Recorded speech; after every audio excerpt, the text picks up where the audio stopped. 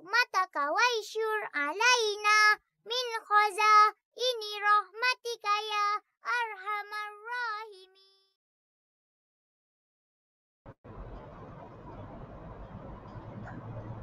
Bismillahirrahmanirrahim. Assalamualaikum warahmatullahi taala wabarakatuh. Alhamdulillahirrabbilalamin. Wassalatu wassalamu ala Rasulullah wa ala alihi wa sahbihi wasallam. Alhamdulillah, syukur kepada Allah dapat kita bertemu lagi pada hari ini dalam mata pelajaran pendidikan Islam tingkatan 1 bidang fiqh bertajuk bersuci asas kebersihan. Apa khabar semua pelajar yang di luar sana? Semoga semuanya berada dalam keadaan sihat walafiat bersama keluarga tersayang. Pakai baju warna biru, pergi sekolah pukul 1. Murid sentiasa hormatkan guru kerana guru pembekal ilmu. Budak-budak berkejar-kejar, rasa gembira bermain di sana. Kalau kita rajin belajar, tentu kita akan berjaya. Okey, untuk pelajar hari ini, kita akan sambung. Pelajar boleh merujuk kepada buku teks pada muka surat 101 hingga 106, iaitu pelajaran yang ke-18. Okay. Harapan Ustazah di hari pelajar ini pelajar boleh menyatakan maksud, hukum dan dalil nakli bersuci atau at-taharah. Kedua, menyatakan alat-alat bersuci. Ketiga, menerangkan jenis-jenis air dan contoh. Keempat, menerangkan perbezaan antara suci dan bersih dan menerangkan kepentingan bersuci terhadap diri dan persekitaran. Okey, sebagaimana kita tahu, apabila kita hendak melakukan ibadah solat,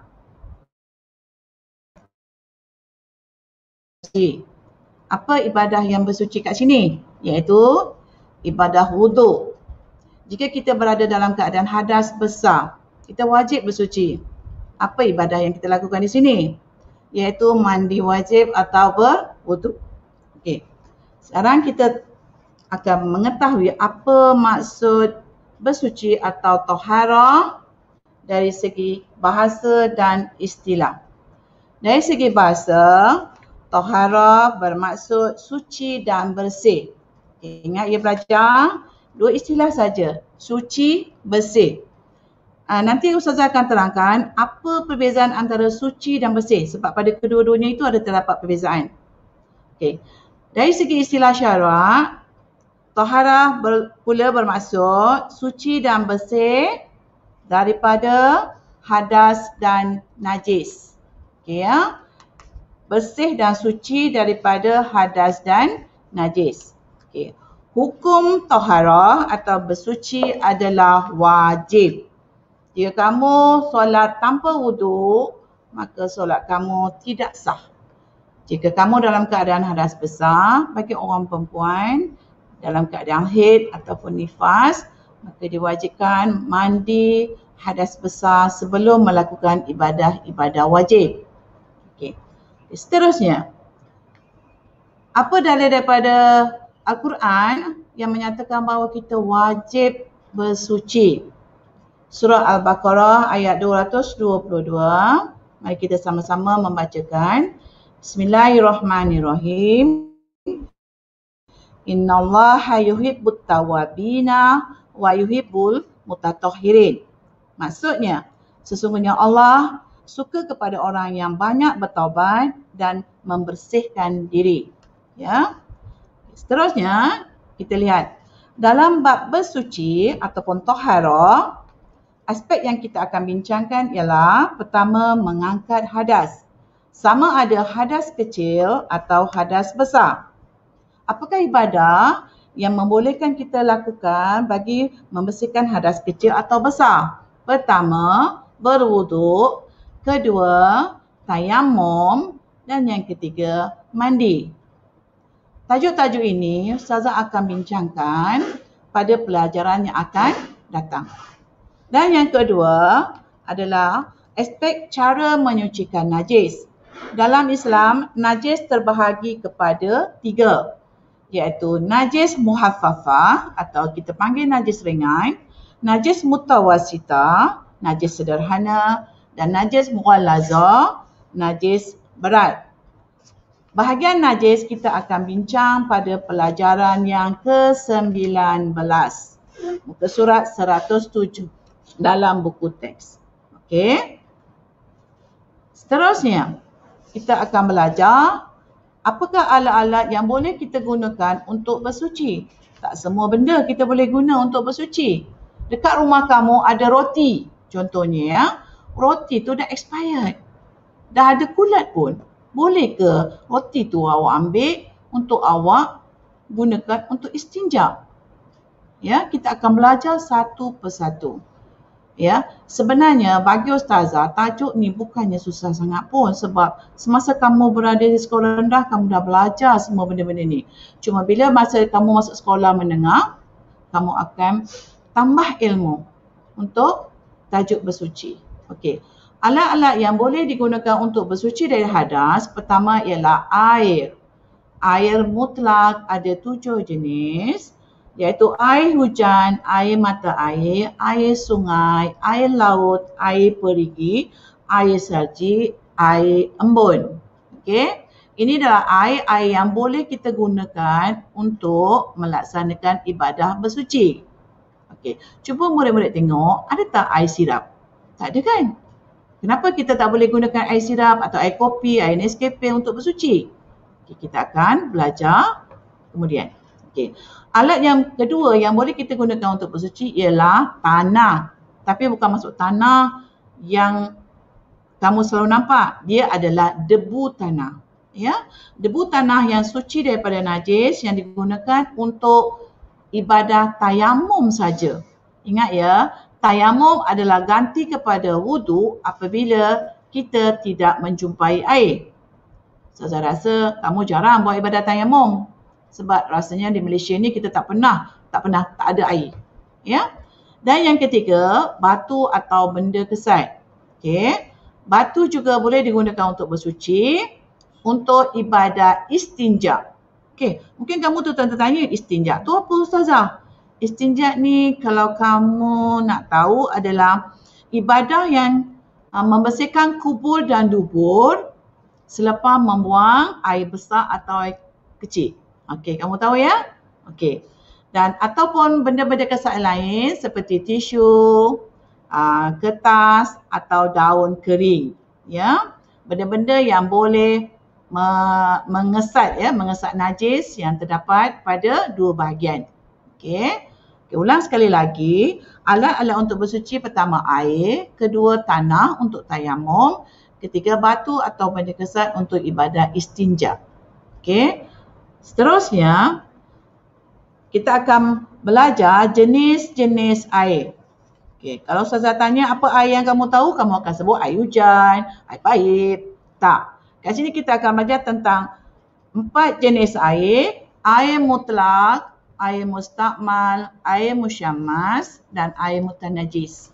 Okey, kita akan belajar sifat dia, kita akan belajar apa kegunaan dia. Dan kita akan belajar sama ada air-air ini boleh atau tidak digunakan untuk bersuci atau haram. Okey. Yang pertama sekali ialah air mutlak. Air mutlak yang kamu tahu kalau ustazah tanya, sebutkan satu contoh air mutlak, of course aku mau cakap air sungai. Jarang orang sebut air salji sebab Malaysia tak ada salji. Tapi kalau kamu tulis dalam peperiksaan, kamu tulis air salji, saya bagi markah sebab betul. Ya. Tapi jangan tulis, kat situ ada air mata air. Kamu tulis air mata. Mana nak cari air mata? Ya. Ya, kamu nangis berhari-hari pun, kamu takkan dapat air mata tu satu cawan pun. Ya. Okey, seterusnya kita tengok apa maksud air mutlak. Air mutlak ialah air yang suci dan boleh digunakan untuk bersuci. Apa sifat dia?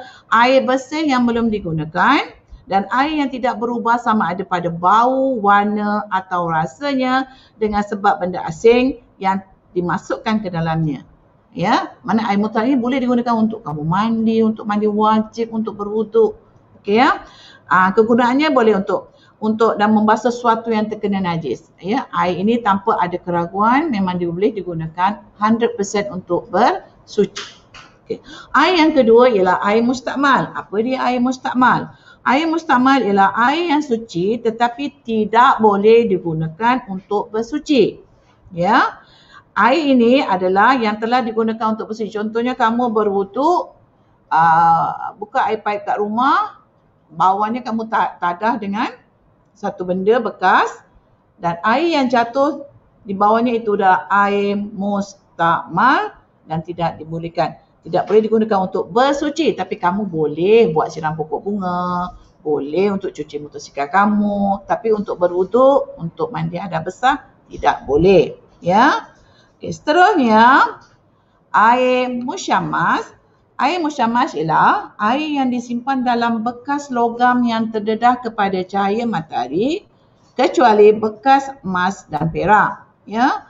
Air yang terdedah kepada cahaya matahari di negeri yang iklimnya terlalu panas. Okey. Dan kegunaannya boleh digunakan untuk bersuci tapi hukumnya makruh. Okey. Apa maksud makruh? Makruh boleh dilakukan dapat pahala tetapi lebih baik jangan buat. Ya. Okey. Seterusnya, yang ini air yang sangat penting yang memang tak boleh digunakan untuk bersuci iaitu air mutanajis. Ya, air mutanajis ialah air yang dimasuki atau terkena najis. Iaitu sifat dia air yang dimasuki najis dan jumlahnya tidak sampai 2 kolah walaupun tidak mengubah warna. Air tidak mengalir yang berubah warna, bau atau rasa apabila dimasuki najis walaupun melebihi 2 kolah. Okey, contohnya kat rumah kamu, gunakan kolah. Ya, tiba-tiba termasuklah kucing kamu dalam tu. Esok pagi kamu bangun, kucing kamu ada kat dalam kolah tu. Ya. Okey.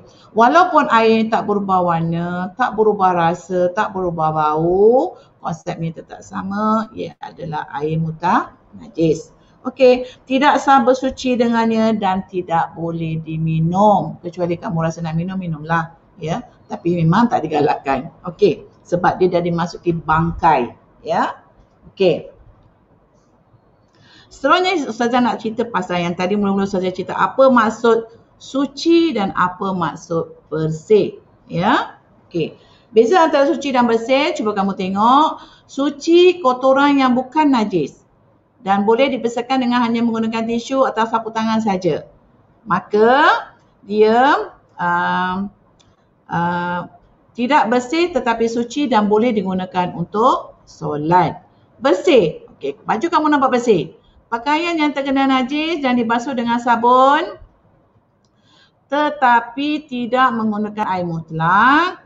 So, baju kamu itu bersih tetapi tidak suci dan tidak boleh digunakan untuk solat. Ya, suci dengan bersih, walaupun bersih tapi dia kena suci. Suci tak semestinya bersih. Suci mesti dia yang tidak perlu menggunakan alat-alat yang untuk membersihkannya. Ya, dia boleh digunakan untuk gunakan tisu atau sapu tangan saja.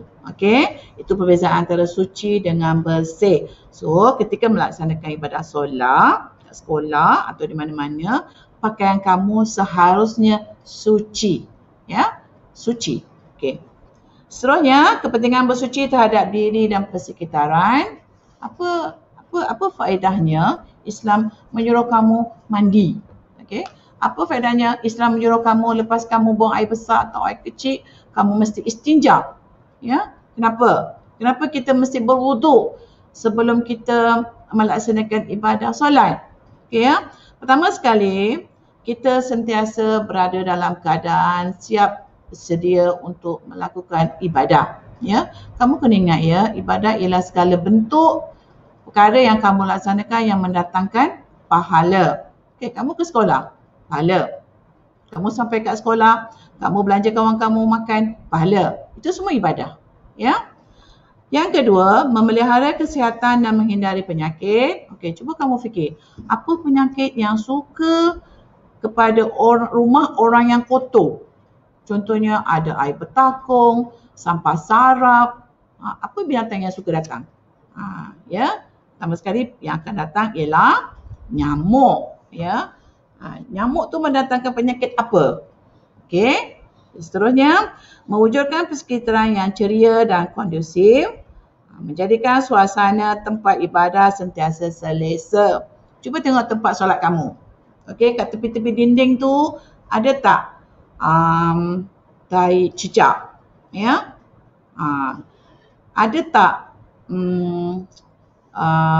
sampah-sampah, habuk-habuk? Macam mana kita nak solat dengan khusyuk kalau kita tengah solat kita boleh nampak semua benda-benda tu? Ya. Okey, seterusnya meningkatkan maruah diri dan lambang ketamadunan umat, mendapat keredaan dan kasih sayang Allah. Yang ini yang paling penting. Apa pun saja ibadah yang kita lakukan, kita hanyalah mengharapkan keredaan dan kasih sayang Allah. Okey? Sebab kita harapkan Allah sayang kita. Okey. Seterusnya, Ustazah ada letakkan sedikit soalan. 3 soalan, nyatakan masuk taharah, jelaskan dalil nakli, wajib bersuci dan jelaskan ayat yang harus digunakan, alat yang harus digunakan untuk bersuci. Ya, kamu letaklah apa-apa, buat dalam buku nota. Satu lagi pesanan Ustazah, apapun sebagai orang Islam, apapun kita hendaklah sentiasa menjaga kebersihan. Kerana Islam amat mementingkan kebersihan. Okey, setakat ini saja untuk hari ini. Okey, nanti Ustazah akan berikan latihan dalam Google Form juga ya. Terima kasih kepada para pelajar yang Ustazah sayangi. Semoga dipanjangkan umur, kita boleh berjumpa lagi. Assalamualaikum warahmatullahi taala wabarakatuh.